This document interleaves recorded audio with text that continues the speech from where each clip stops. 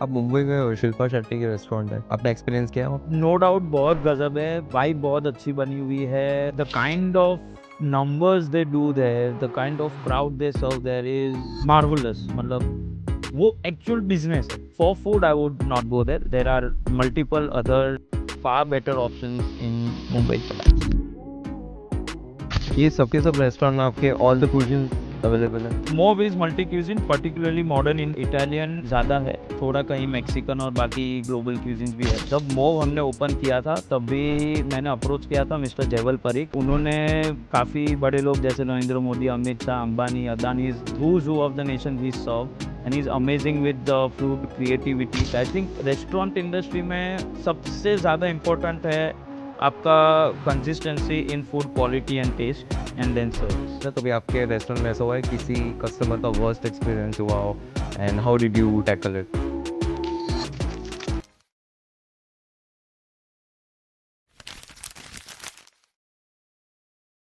आप मुंबई गए हो, शिल्पा शेट्टी की रेस्टोरेंट है, what are your views on it? कैसा लगा आपको? आपने एक्सपीरियंस किया है वहाँ नो डाउट बहुत गजब है, वाइब बहुत अच्छी बनी हुई है। जो सबसे लेटेस्ट एट द टॉप बनी हुई है, the kind of numbers they do there, the kind of crowd they serve there is marvellous. मतलब वो एक्चुअल बिजनेस है। हम जो कर रहे हैं, मैं पर्टिकुलर मेरी बात करूं, वो पैशन को मैंने बिजनेस में कन्वर्ट किया हुआ है, पर वो जो कर रहे हैं या फिर जैसे मैंने स्वाति का एग्जांपल दिया था, that is pure business. Serving maybe around 1,000-1,500 guests per day. Consider at least 5,000 per person. तो आप अंदाज़ा लगा लो वो महीने का कितना कमा रहे हैं। पर वहाँ पे भी ऐसा है, वो वाइब के लिए जा रहे हैं लोग, क्राउड के लिए जा रहे हैं, ड्रिंक्स के लिए जा रहे हैं, फूड डिसेंट है, डेज़र्ट अमेज़िंग है। फूड अगेन सो-सो का थोड़ा रिव्यू मिला हुआ है। मेरा भी पर्सनल एक्सपीरियंस वेरी ग्रेट नहीं रह सका। क्योंकि मुंबई में यार फूड के लिए मैं इतनी ज़्यादा रेस्टोरेंट प्रेफ़र करूँगा कि वो रेस्टोरेंट मेरे फूड के लिए नहीं आएगी, वो वाइब और ड्रिंक्स के लिए आएगी। कभी सेलिब्रिटी स्पॉट कर लेना है, वो सब बात हो गई अलग। बाकी for food I would not go there, there are multiple other far better options in Mumbai for that. पे? तो जगरनॉट का जो आपका आइडिया था वो कैसा आपके प्रोजेक्ट से और वगैरह से गया था? येस, तो जैसा मैं बोल रहा हूँ, मेरे और 2-3 पार्टनर्स भी थे उसमें। मैं जब फ़िल्म में पढ़ रहा था, वो लोग ऑलरेडी उनकी पढ़ाई हो गई थी क्योंकि वो मेरे से 2 साल बड़े थे, तो वो तो ऑलरेडी अहमदाबाद में ही थे। कोई-कोई अपने फैमिली बिज़नेस में और वैसे। पर मैं वहाँ पे पढ़ाई की, वो प्रोजेक्ट पे काम कर रहा था, तभी कोइंसिडेंटली बात जब हमारी हुई, तब मैंने समझा कि मैं ऐसा ही कुछ करना चाहता हूँ अहमदाबाद में आने के बाद, और वही हम लोग थे जो साथ में स्पोर्ट्स टूर्नामेंट सब ऑर्गेनाइज़ करते थे। तो सब तब भी हमने साथ में मिलके ये प्रोजेक्ट को इम्प्लीमेंट करने का सोचा। और मेरा जो फ़िल्म का 1 ईयर का पूरा रिसर्च किया हुआ था, प्रोजेक्ट पे पूरा जो काम किया हुआ था, वो काफ़ी मुझे यहाँ पे उसके हेल्प हो गई। और वो लोग ऑन ग्राउंड वहाँ पे ऑलरेडी अहमदाबाद में थे और हम सब अहमदाबाद का हम मार्केट समझते थे। So we were the first one in Ahmedabad, you can say we are the pioneers to start any kind of sports tournaments. And then ये जो फिज़िकल फैसिलिटी हमने चालू कर दी थी, जो था फुटबॉल टर्फ का, साथ में रेस्टोरेंट जिसमें हम सब एल क्लासिको बोलो, ला लीगा बोलो, प्रीमियर लीग बोलो, हर एक स्पोर्ट का हम स्क्रीनिंग करते थे। काफ़ी बहुत गज़ब का वाइब था तब के टाइम में, यंगस्टर्स के लिए बहुत ये हैपनिंग जगह थी। लेट नाइट्स ऑल्सो, जैसे एल क्लासिको मिडनाइट चालू होती है, कितनी बार 3 बजे तक खत्म होती है। Our sitting capacity was 120 and there were days where we had around 200, 220 odd people standing, sitting, कहीं स्टेयर्स पे खड़े रह गए। पर वो एक तब जो माहौल हमने क्रिएट किया था अहमदाबाद में जगरनॉट का, स्पोर्ट्स थीम का, हम पहले थे और इट वाज़ आउटस्टैंडिंग। मतलब ऐसा रिस्पॉन्स अहमदाबाद में शायद ही कभी किसी को ये अलग जगह में मिला होगा, वो टाइप का था। True true. आपका कोई सिबलिंग और वगैरह भी है? I have an elder brother, he is into our family business, pharmaceuticals. उसने अभी खुद का अलग से एक्सपोर्ट का बिज़नेस स्टार्ट किया हुआ है। And I'm the younger one, just two of us. I had my own plans, which fortunately, with family support and God's grace, I could do what I loved and what I wanted to do always. So, yes, just two of us. जुगर nights का आप लोगों को बताओ ना, basically आपने क्या service किया है पूरा 20 to 50 पीपल का कॉन्सेप्ट का बहुत सारे लोगों को नहीं पता होगा कि अगर जो 20 to 50 पीपल अगर जो है पार्टी के लिए, तो वो किसको इनवाइट या किसको हम केटरिंग के लिए रखें? Yes. तो बेसिकली ऐसा है कि there is a huge gap if you have guest between 20 to 50 और एट योर होम और wherever you are planning to host. आप इसमें कितना कैसा है कि केटरर ये कॉस्ट में इतने कम लोगों के लिए अगर आएँगे तो उनकी पर पर्सन कॉस्ट बहुत ज़्यादा हो जाएगी। इतने ज़्यादा लोगों का आप घर पे खाना नहीं बनाना चाहोगे और कोई रेस्टोरेंट से या टेक अवे या डिलीवरी में इतना ज़्यादा तुम खाना नहीं मँगाओगे कि अलग-अलग किस्म का ऐसा है। तो उसमें हमने वो गैप को फाइंड किया और उसमें अपॉर्च्युनिटी को हमने कन्वर्ट किया सेल में। जैसे हम डिस्पोजेबल केटरिंग करते हैं, बड़े एल्यूमीनियम फॉइल्स होते हैं जिसमें हम खाना और उसमें इंडियन भी मिल जाएगा आपको, इंडो चाइनीज़ चाइनीज़ मिल जाएगा, इटालियन मिल जाएगा, मेक्सिकन मिल जाएगा। स्टार्टर्स भी है, मेन कोर्स है, राइस डिश सब है। डेज़र्ट भी मतलब ब्राउनीज़ एंड गुलाब जामुन और ये सब भी करते हैं हम। तो ये जब हम करते हैं वो स्टैंड आता है फ़ोल्डेबल, नीचे फ्यूल रखते हैं जो खाना गरम रखेगा। वो खाना अंदर सब आपका पानी रखा हुआ है, उसके ऊपर खाना है तो गरम होता रहेगा। तो आराम से 2 से 3 घंटा ये आपका चलेगा खाना। तो उसका एडवांटेज क्या है, आपको घर पे खाना नहीं बनाना है, कोई केटरर को बुलाने की ज़रूरत नहीं है। कोई जगह से डिलीवरी इतना ज़्यादा महँगा के हैसल फिर खाली करो, गरम करो, सर्व करो, वो नहीं करना है। ये पूरा फॉर्मेट जैसे बुफे लगता है वैसा लगा हुआ है। हम डिस्पोजेबल क्रॉकरी कटलरी भी देते हैं इसके साथ। सर्विंग स्पून के लिए लैडल्स भी देते हैं और बड़ी प्लास्टिक की बैग भी देते हैं जिसमें सब खत्म होने के बाद आप उसमें ही डाल के फेंक दो। तो आपको सर्विंग भी करने की ज़रूरत नहीं है, बुफे के हिसाब से सब खुद से ले लेंगे, नीचे से खाना भी गरम हो रहा है। तो ये एक बहुत अलग चीज़ है जो बर्थडे पार्टीज़ गिन लो बच्चों की या फिर कोई फार्म हाउस पार्टीज़ हो गई, कॉर्पोरेट ऑर्डर्स हो गया, उसमें इसका काफ़ी अच्छा रिस्पॉन्स मिलता है हमको। तो अगर जो किसी को ये सर्विस लेनी हो तो कैसे वो जुगरनैट के ऊपर कॉल जुगाड़ नाइट पे कॉल कर सकते हैं, इंस्टाग्राम पे अप्रोच कर सकते हैं, हमको डायरेक्ट कॉल कर सकते हैं। तो अहमदाबाद में ही है ना अभी तक ये? अहमदाबाद में तो होता ही है, यस, 2 आउटलेट्स है। बराबर है। तो what were the challenges when you started out juggernaut? Juggernaut के वक़्त चैलेंजेस ये था कि फर्स्ट लाइक मैंने कभी कोई पहले जॉब या कुछ काम नहीं किया था। That was my first hand work experience, जो खुद का ही था तो पैसा भी लगा रहे हो, काम भी खुद ही करना है। पैसा कब कैसे निकलेगा वो भी सोचना है, साथ में पार्टनर्स के साथ काम कर रहे हो तो सबका वेवलेंथ मैच हो रहा है, नहीं हो रहा है, क्या सबके थॉट्स है, बहुत वो सब डिफरेंसेस थे। और जैसे मैं बोल रहा हूँ कि रेस्टोरेंट ओपन करना था पर ना मुझे ना मेरे कोई पार्टनर्स को एफ&बी का कोई भी नॉलेज या अंडरस्टैंडिंग नहीं था। We had expertise in sports management. हमने काफ़ी टूर्नामेंट्स ऑर्गेनाइज़ की हुई थी क्रिकेट की, फुटबॉल की, वॉलीबॉल की, तो उसका हमको एक्सपीरियंस था। पर जब रेस्टोरेंट की बात आई तो हमने चॉइस स्नैक बार करके अहमदाबाद की काफ़ी एस्टेब्लिश्ड एज ओल्ड रेस्टोरेंट बोल लो, स्नैक बार, तब हमने उनको किचन मैनेजमेंट के लिए हायर किया, तो पूरा एफ&बी वही हैंडल करते थे, सर्विस और किचन और सब। जगरनॉट में? जगरनॉट में जब स्टार्ट किया था तब फिर उसके बाद हमने कंसल्टेंट को भी हायर किया, तो मैं वर्किंग पार्टनर था। I was always present there, operationally involved day in day out in sports and restaurant.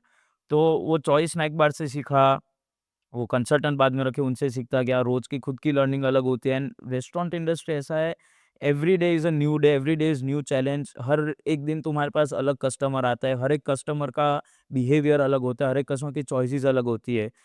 Same with staff also, क्योंकि स्टाफ का रिटेंशन बहुत मुश्किल हो जाता है। थोड़े पैसों के लिए लोग छोड़ देते हैं, चेंज करते रहते हैं jobs.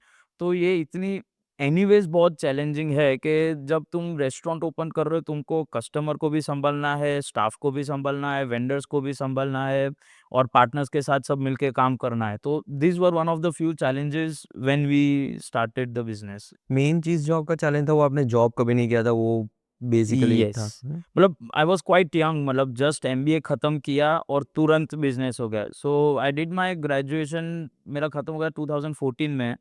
So I was just 24 years old और 23 इयर्स, और तब भी तुरंत ही बिज़नेस में लग गए। मतलब ना कोई फैमिली बिज़नेस का एक्सपीरियंस नो हाउ, एक कहने के लिए 2 मंथ्स की इंटर्नशिप थी एमबीए में जो होता है वो, पर उसमें लर्निंग नहीं होती है, उसमें सिर्फ़ तुमसे काम करवाते हैं, जो बेसिक इंटर्नशिप जो कहते हैं, इंटर्न की जो हालत होती है वही होता था। बाहर धूप में जाके फॉर्म भरो, सर्वे करो, तो उसको मैं कहीं मेरे ये वर्क में एक्सपीरियंस में कहीं लगा, उसको मैं नहीं गिन सकता। और ये जो जगरनॉट है वो आपका क्या वेज और नॉन-वेज दोनों? No, that was only veg. आज तक मैंने जो भी जितना भी काम किया है प्योर वेज रेस्टोरेंट में ही किया है और काफ़ी प्रोजेक्ट्स के लिए ऑफ़र आती है। इंटरनेशनल के लिए भी काफ़ी 1-2 जिनने अप्रोच किया है कि हमको यहाँ पे फॉर एग्जांपल बॉम्बे हो गया, एक इस्तांबुल के हमारे बहुत रेगुलर क्लाइंट है। तो उनकी भी जब आती है रिक्वेस्ट कि यार आप मूव बहुत बढ़िया चल रहा है, ऐसा खाना हमको वहाँ पे खिलाओ। मेरी एक ही कंडीशन होती है कि मैं प्योर वेज ही करूँगा, मैं नॉन-वेज नहीं करूँगा। हमारे मूव में भी अभी पूरा बेकरी डेज़र्ट इन हाउस है, पर हम एग्स भी कहीं यूज़ नहीं करते हैं, तो इट्स ऑल वेजिटेरियन। और अभी जो पिकल बॉल का कॉन्सेप्ट जो अभी राइज में आ रहा है पिकल बॉल का, वो what are your views on that? Pickle ball काफ़ी ट्रेंड हो रहा है अभी। It's easy to play, easy to learn, not very big space required, not much investment. तो बिजनेस जो कर रहे हैं उनके लिए भी अच्छा है, और जो खेलने जाते हैं उनके लिए भी एक बहुत अलग एंटरटेनमेंट अच्छा है। जो फिजिकल एक्टिविटी हो गई तो एक काइंड ऑफ एक्सरसाइज हो गया जिसमें फन भी आ रहा है खेलने का। चार लोग खेल रहे हो तो मस्ती भी हो रही है, मज़ा भी आ रहा है खेलने में, और स्पोर्ट का स्पोर्ट भी हो गया। And it's not expensive also, मतलब what I know of, it's around 800 to 1200 rupees per hour. तो चार लोगों अगर आप खेल रहे हो तो 200 से 300 रुपया पर पर्सन आ रहा है। तो उतना तुमको 1 आवर का एंटरटेनमेंट विथ एक्सरसाइज़ नहीं मिल रहा है उतना। और आज के टाइम पे ऐसा है कि एटलीस्ट मैं अहमदाबाद की बात करूँ तो ट्रेंड काफ़ी चेंज होता रहता है। जैसे हमने जब फुटबॉल चालू किया था तो फुटबॉल का बहुत अच्छा कांसेप्ट था। फिर थोड़े टाइम पहले बॉक्स क्रिकेट बहुत ज़्यादा ट्रेंडिंग था। मतलब there were times I have seen के सिंधु भवन है, राजपथ क्लब रोड है, वहाँ पे हर 1-2 लेन छोड़ के कहीं न कहीं 2-4 आपको बॉक्स मिल जाएगा टर्फ। वैसे ही आज पिकल बॉल हो गया है। Pickle ball I would say is currently hub of Ahmedabad is a pickle ball hub in India for sure. The number of pickle ball courts जो अभी पिछले 2 साल में अहमदाबाद में आ गए हैं, I don't think any other city in India would have that. तो वो काफ़ी मज़ेदार स्पोर्ट तो है जैसा लोगों को देखते हैं। I have played around 5-7 times and it's fun for sure. आपने अभी कोई रेस्टोरेंट में इंक्लूड किया है ये? हमने खुद ने कहीं इंक्लूड नहीं किया, पर जो मैं विंटेज वाइब्स बोल रहा हूँ जहाँ पे हम टेक ओवर करने वाले हैं as consultants, they have their another gaming zone called bowlers, और उसमें उनका काफ़ी बड़ा कुछ सब आर्केड गेम्स भी है, बोलिंग एले भी है, they have 9 this pickleball courts also. They had approached us for to take over the food of the bowlers also. वो हमने नहीं लिया क्योंकि हम फूड पे ही फ़ोकस करना चाहते हैं। तो बॉलर्स ऐसी जगह है जहाँ पे लोग गेम्स के लिए आते हैं और फूड इज़ अ सब पार्ट ऑफ इट। जबकि रेस्टोरेंट हमने पूरा टेक ओवर कर लिया जिसमें उनका बैंक्वेट भी आ गया, पार्टी लोन भी आ गई, 3 किस्म की रेस्टोरेंट बनेगी। तो वहाँ पे हम सिर्फ़ फूड पे फ़ोकस कर रहे हैं, बॉलर्स में हम फूड का नहीं कर रहे हैं। सही है। अब मेरे को है ना ऑडियंस को पहले मैं बताना चाहता हूँ कि व्हाट यू डू बेसिकली। सो आप अपने बारे में थोड़ा ब्रीफ कर दो। So currently, I have a restaurant called Move in Ahmedabad, which is a multi-cuisine fine dine restaurant. उसके अलावा मेरा एक खुद का क्लाउड किचन ही है जिसका नाम है Jugaad Nights. I have got another go karting track by the name of Indy Karting. और अभी हमने एक रिसेंटली नया प्रोजेक्ट लिया है जो कंसल्टिंग पे बेस्ड है। विंटेज वाइब्स करके जो अहमदाबाद में रेस्टोरेंट थी वो पूरी हम टेक ओवर कर रहे हैं एज कंसल्टेंट। उसके अलावा I am very passionate about food and food industry. तो जैसे एक डिप्लोमामा करके ऑनलाइन कोर्सेज़ है और उस पे भी मेरा एक एफ&बी पे वेबिनार जैसा रहा है ऑनलाइन, और उसका ही डिप्लोमामा के साथ हमने रिसेंटली 1 अप्रैल को अभी एक ऑफलाइन कोर्स भी किया था जिसमें 20 स्टूडेंट्स ने एनरोल किया था। और उस पे मैंने एफ&बी पे ही उनको फिज़िकल क्लासेस थी जो प्रैक्टिकल लर्निंग, और उस पे था more than any theory based. This was more like a case study and what and how should be done in F&B. Okay. So अब मुझे पहले आपकी प्रीवियस लाइफ के बारे में जानना है कि आपने school, college and how you got into this field? Okay. तो ऐसा है कि schooling I did in Ahmedabad from Saint Kabir. After that, graduation again in Ahmedabad, Somlalit College. Post grad, I went to FLAME, Pune, where I did my masters with majors in entrepreneurship and minors in marketing. I was always very much inclined towards hospitality and hotel management. I was very passionate about food. I loved cooking.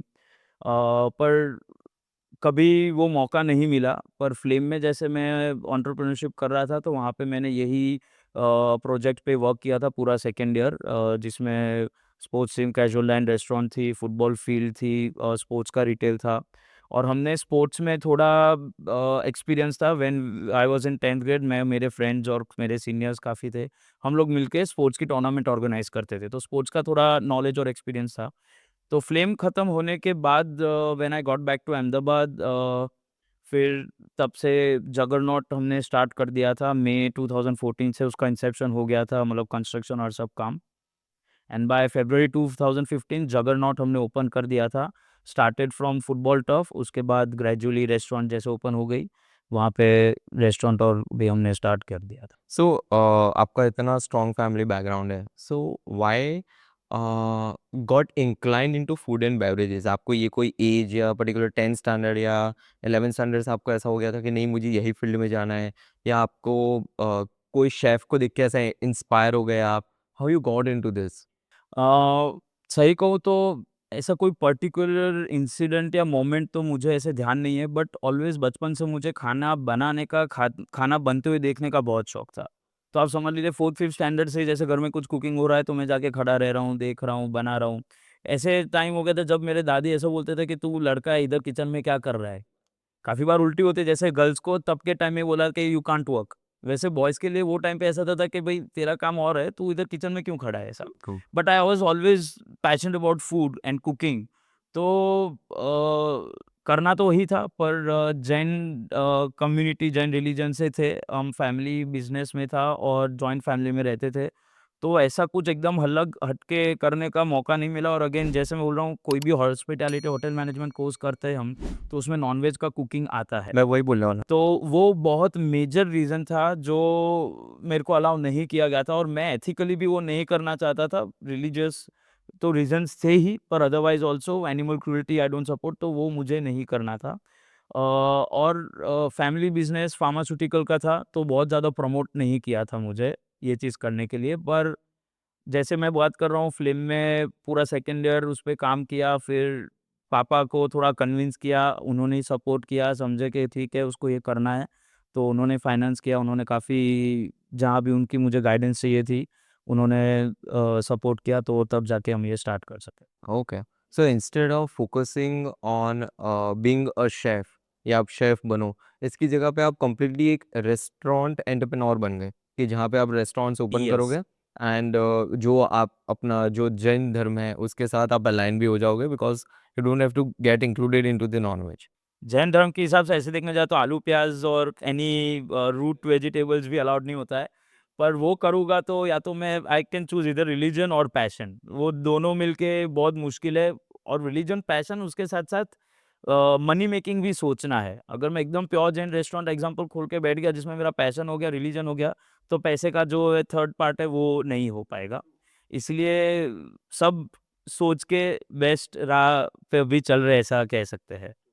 अब आपने बताया about the vintage vibes, उसके बारे में मुझे जानना है, like आपके उसके प्लान्स क्या है, किस तरीके से आप इसको ग्रो करना चाहते हो? और राइट। तो ऐसा है कि आई वर्क विद कंसल्टेंट्स। जब मोव हमने ओपन किया था तब भी मैंने अप्रोच किया था mister Jaywal Parikh. He is a very renowned person in catering industry, definitely in Gujarat and across India as well. उन्होंने काफ़ी बड़े लोग जैसे Narendra Modi, Amit Shah, Ambani, Adani, who's who of the nation he served, and he is amazing with the food creativity. तो वो है, और उनके साथ दूसरे कंसल्टेंट है मिस्टर मनबीर सिंह दुआ, जो मुझे डेली बेसिस पे ऑपरेशन और मैनेजमेंट में हेल्प करते हैं। तो एक्चुअली विंटेज वाइब का जो प्रपोज़ल आया था वो जयवल भाई को आया था। उन्होंने फिर मेरे को बताया कि ऐसा प्रोजेक्ट आया, and Move and vintage vibe is hardly 400 metres, and he is very extremely ethical, and we have very good bond, very good relation with each other, मतलब there is no even written contract between us for the kind of work we do. But उनको ये था कि मेरे से बात किए बिना या मेरी अप्रूवल के बिना वो दूसरा नया प्रोजेक्ट इतनी नज़दीक में सेम टाइप का नहीं लेना चाहते थे। So when you approach me saying that you definitely have your views, like you can go ahead with it, you don't need my permission, but if in any case I would want to get into it, if there's any scope of my involvement in the project, I would love to do it, क्योंकि food का है। Mauve, Indy Karting, Jugaad Night 3 काफ़ी establish हो चुके हैं। I have relatively available time to do something new. और ये बड़ा स्केल का प्रोजेक्ट था जिसमें 2 रेस्टोरेंट, एक रूफटॉप कैफ़े, एक बैंक्वेट और पार्टी लॉन था। तो I wanted to have a learning and experience of handling this scale of business in F&B. So I was very curious to do, and fortunately, Jaival bhai, Manbir bhai also thought I could be help to them, and the owners at Vintage Vibes also agreed of me getting involved. तो वैसे हमने ये project take over किया है। तो वहाँ पे हमारे जो प्लान्स है वो ये है कि एक गुजराती रेस्टोरेंट बनेगी, थोड़ी प्रीमियम होगा उसका, अपस्केल जैसा कह सकते हैं उसका डाइनिंग एक्सपीरियंस। एक मल्टी क्यूज़िन रेस्टोरेंट रहेगा, एक रूफटॉप कैफ़े रहेगा जिसमें हम grills and coffees and pizzas पे फ़ोकस करेंगे। और बैंक्वेट है जो हम 400 कवर्स का कर रहे हैं बैंक्वेट, और पार्टी लॉन जो उसका 600 का है। तो ये पूरा एंटायर प्रोजेक्ट हमने एज़ कंसल्ट टेक ओवर कर दिया है, जिसका काम चालू हो गया है, रेनोवेशन और सब होगा, मेन्यू डिज़ाइनिंग, नया रिक्रूटमेंट स्टाफ का सब होगा, and hopefully by mid July or July end we should be opening everything except for the rooftop cafe. Yes. Okay. अभी ये वाला तो विंटेज वाइब ले रहे हो। उसके पहले आपने बताया जुगाड़ नाइट्स, तो उसके साथ आपका कैसा एक्सपीरियंस रहा? बिकॉज़ वो तो पूरा क्लाउड किचन है, Correct. As well as mob है, एज़ वेल एज़ इंडी कार्टिंग है। ये सब के साथ आपका ओवरऑल जितने भी आपने चीज़ें की, उसमें से सबसे बेस्ट एक्सपीरियंस किसमें रहा आपका अभी तक? Move is extremely close to my heart.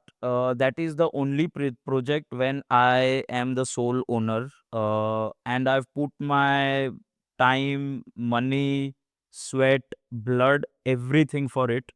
So Move will always be the closest of all the projects what I've done in my life. Juggernaut भी बहुत ज़्यादा, क्योंकि वो एक ऐसी चीज़ थी कि जिस पे मैंने 1 साल काम किया है, वो मैंने रियलिटी में कन्वर्ट किया है, और आप मानोगे नहीं पर ऐसी बात है कि 2007 में फ्लेम एस्टेब्लिश हुई थी। आज 2025 चल रहा है। आई डोंट नो कितनी बैचेज़ पास ऑन हुई, कितने एंटरप्रेन्योर्स के स्टूडेंट्स वहाँ से निकले। आज की डेट में मैं अकेला एक स्टूडेंट ऐसा हूँ जिसने एक्चुअल वहाँ पे एंटरप्रेन्योरशिप का प्रोजेक्ट या वो रियल लाइफ में इम्प्लीमेंट किया है। तो वो उस हिसाब से मेरे को काफ़ी एक प्राउड फीलिंग भी आता है, और कहीं मैं डिटरमिन्ड था। I knew always what I wanted to do in my life, and I could do it, I could get it to reality. So that is why Juggernaut is also very close to me. Again जैसे मैं बोल रहा हूँ, juggernaut में मोह से बहुत कुछ ज़्यादा मैंने वहाँ पे दिया है, और आज मेरी जो भी कहीं भी लाइफ में लर्निंग एक्सपीरियंस, अंडरस्टैंडिंग रिगार्डिंग एफ&बी है, वो उसके रूट्स जगरनॉट ही है। लोगों से सीखा, खुद की गलती से सीखा, कंसल्टेंट से, सब हर एक किस्म से। और वो भी एक एक्सपीरियंस था कि पार्टनर्स के साथ कैसे काम करना चाहिए, नहीं काम करना चाहिए। तब भी मैंने डिसाइड किया था कि move I want to go solo. क्योंकि कहीं तुमको शायद ऐसा हो जाता है कि सबकी वेवलेंथ मैच नहीं होती है, तो कहीं न कहीं कोई डिसीज़न में डिले होता है, कन्फ्यूज़न होता है, तुम जैसा करना चाहते हो नहीं कर पाते हो। तो उस हिसाब से मूव फिर I went solo and I hired consultant, क्योंकि I told I have not done any course in hospitality और hotel management, but I am passionate about food and I know business, F&B business. So I like that creativity, food combinations, presentation, plating, and that's where Jagal Bhai's role came in. As I'm telling you, he's very creative with food. So he curated the entire menu, plating, presentation वो उन्होंने किया। मनबीर भाई ने मुझे बाकी support किया, staff recruitment, training, systems setup करने में। सो इन दोनों का भी बहुत बड़ा हाथ है। आज मैं जहाँ भी खड़ा हूँ उसमें I have learned a lot of my life lessons and business from both of them. ये सब के सब रेस्टोरेंट में आपके ऑल द कुज़िन्स अवेलेबल है? Mauve is multi-cuisine, particularly modern Indian, Italian, Oriental ज़्यादा है, थोड़ा कहीं Mexican और बाकी global cuisines भी है। Jugaad night is little for the mass, so we have Punjabi type, I wouldn't call it very North Indian, but typical Punjabi मसालेदार जैसा होता है, वो है। इंडो चाइनीज़ है, थोड़ा मेक्सिकन और इटालियन भी है उसमें। But that is for the young people, for the office goers, little budget friendly. तो वहाँ का टेस्ट और क्वालिटी थोड़ा अलग होता है मूव से। और बाकी इंडी कार्टिंग है, it's purely go karting place. We do not handle any of the एफ&बीज over there. We have given it out to 2 different brands. Those who are in Ahmedabad popular for good 8-10 years. So they handle the F&B. वहाँ पे भी यही वजह थी कि मुझे F&B पे फोकस नहीं करना था. If I can make 900 rupees from one person in 10 minutes from go-karting, I don't want to spend the time and effort in the F&B. क्योंकि 250 रुपए का पिज़्ज़ा बना के 500 रुपए में बेचूँगा, उसमें मुझे मटेरियल का भी देखना है, बंदों का भी देखना है, सब क्वालिटी चेक रखना है, हाइजीन मेंटेन करना है, तो वो मुझे नहीं करना था क्योंकि वहाँ पे रिटर्न्स मुझे उतना नहीं मिल रहा था, जबकि वहाँ पे मुझे कार्टिंग पे ही फोकस करना था. जैसे मैं बोल रहा हूँ, हमने जगरनॉट में स्टार्ट किया था, किचन किसी और को दिया था, हम स्पोर्ट्स मैनेज कर रहे थे. तो यहाँ पे हमने आज मेरे पास एफ&बी का पूरा एक्सपीरियंस है, पर वो वाइज़ चॉइस वो मैंने की कि वहाँ पे मैं रेंटल इनकम ज़्यादा कमा लूँगा, जबकि मेहनत मुझे उतनी नहीं करनी पड़ेगी. तो रिसोर्सेज़ कम लगेंगे। यस, एग्ज़ैक्टली, रिसोर्सेज़, टाइम, ये वो सब, अगर बंदा चला गया, नया बंदा लाओ, ट्रेन करो, वो सब मुझे हैसल नहीं चाहिए था. तो 2 एस्टेब्लिश्ड ब्रांड है जो pure beans and creams coffee के लिए और द ब्लू ओवन फूड के लिए. हम उन दोनों को वहाँ पे कॉन्ट्रैक्ट दिया हुआ है, तो दे मैनेज द एंटायर एफ&बी ओवर देयर. तो ये सब जितने भी जैसे बॉलर्स हो गया, आपका ये इंडी कार्टिंग और वगैरह हो गया, तो ये सब जगह पे फूड बहुत कम चलता है ऐसा? नहीं चलता है, पर मतलब आपकी रेवेन्यू जो है ज़्यादा वो स्पोर्ट्स से और गेम से ज़्यादा होनी है, मोर देन फूड. क्योंकि वहाँ पे मार्जिन ज़्यादा है. फूड में क्या है, तुम्हारा पर यूनिट कॉस्ट है. वहाँ पे क्या है, अभी मैंने एक साथ 7 गाड़ियाँ जा रही है, एग्ज़ाम्पल 10 मिनट का सेशन है, तो एग्ज़ाम्पल मैं 6300 वहाँ पे 10 मिनट में मैं कमा रहा हूँ, अगर 7 लोग एक साथ जा रहे हैं तो. वहाँ पे मेरा जो मार्जिन है, उसके सामने यहाँ पे मेरा फूड का मार्जिन है, क्योंकि वहाँ पे कॉस्ट बहुत ज़्यादा लगी है. रॉ मटेरियल की कॉस्ट है, स्टाफ की सैलरी है, जबकि उसमें मेरा पेट्रोल का कॉस्ट बहुत मिनिमम है.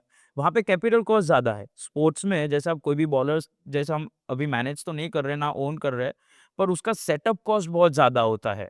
फॉर एग्ज़ाम्पल उसके जो भी इक्विपमेंट्स पहली बार में इंफ्रास्ट्रक्चर बनाया, जैसे अभी मैं इंडी कार्टिंग की बात करूँ, तो वहाँ पे हमारा सिर्फ़ जो रोड बना है हमने, वो 1 सीआर का बना हुआ है. ओह! और एंड अंदर-अंदर यस, सिर्फ़ जिस पे गाड़ी कितना चलेगी कितना वो स्क्वायर फीट रोड. है? Total space is around 8000 square yards, मतलब क्लोज़ टू 2 एकड़, and our track area is 4300 square metres. Okay.